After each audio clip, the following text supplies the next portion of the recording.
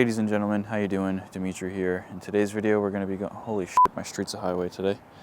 Oh my goodness. In today's video, we're going to be going over how to work construction in the colder climates. So I don't know if you guys are going to be able to see that, but it is currently 43 degrees out today, and that is a high. When I woke up this morning, it was 32 degrees outside, so very, very chilly. So the very best advice that I can give you in these colder climates, especially, with the drastic temperature change throughout the day. Just a couple weeks ago, I remember waking up, hopping in my truck, and when I would get in my truck, it'd be around 40 degrees outside. And then by the time that I, got to the job site, got set up, and actually started working, it was about 70-ish. So that's a 30-degree temperature change in that, 3 hours. And then, towards the end of the day, it starts to, the temperature will start to plummet again. It goes back down to like the 40-degree mark. In situations like that, my best advice is to really just bundle up in layers. So I'll wear a shirt just like I'm wearing underneath here. This is like just a thermal, knit shirt, long sleeve. On top of that, I'll wear a t-shirt over it. And then I'll usually wear some sort of zipper jacket or a sweatshirt. And that way, when I'm cold in the morning, I can go ahead, I have my sweatshirt on, I'm all bundled up, nice and warm. I can put my hood on, keep my ears and my head nice and warm, as well as a beanie like this. And then, as it warms up throughout the day, I can take my sweatshirt off if I'm starting to get hot. And then if I'm really starting to get warm, like that 70, mid-70s, like when it would used to get like that, I would even take my long sleeve off and throw my t-shirt back on. And then towards the end of the day, I'd put my long sleeve back on, and then, eventually put my sweatshirt back on.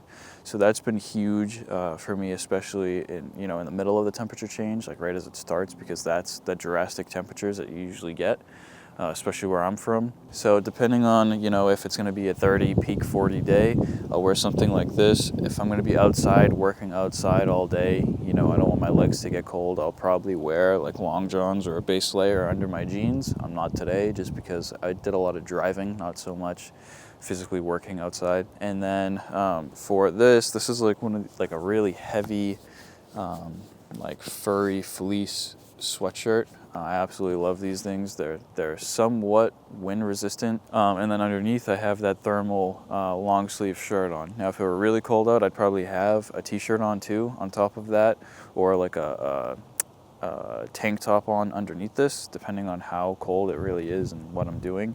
If I'm going to be outside, absolutely no heat, exposed all day long to the elements, I'm probably going to be wearing a t-shirt over this shirt with this sweatshirt on. Another thing that is super important to me on any job site ever is going to be a beanie. I can't tell you how important it is to keep your head and your ears warm when you're working. If my ears start to freeze up, or if it's so uncomfortable, it really gets to be overwhelming, especially when you're trying to think and do things and you just can't physically function because your head is absolutely frozen. So make sure that you have a nice beanie. This one right here, excuse my hair, is probably all matted down from this thing. This right here is a scent lock beanie. This one is like a carbon knit, I believe they call it. It's got fleece on the inside. This thing is so incredibly warm. I'm wearing it now. My ears are nice and toasty. My head is nice and toasty. I believe this beanie in particular ran me about $30, $29.99. Definitely worth the investment. Keep my ears and my head nice and warm when I'm working in those colder temperatures. All right, let's talk about pants really fast. So the kinds of jeans that you wear, or the kind of work pants that you wear, also plays a huge part into how warm your legs are going to be. So for instance, these right here are Goodfellow jeans, $20 at Target. They're super lightweight and flexible. I really like these for like my spring and fall pants. These will be changed out very soon to Levi's genuine denim.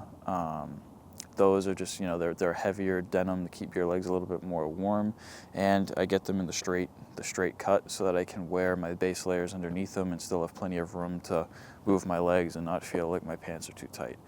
Another really good option are like the True Work mid-weight or heavyweight work pants. I have a brand new pair of those that I intend to wear this winter because they're very soft and very warm on the inside. And warm legs means fast legs. They're going to move. You're going to feel more efficient on the job site.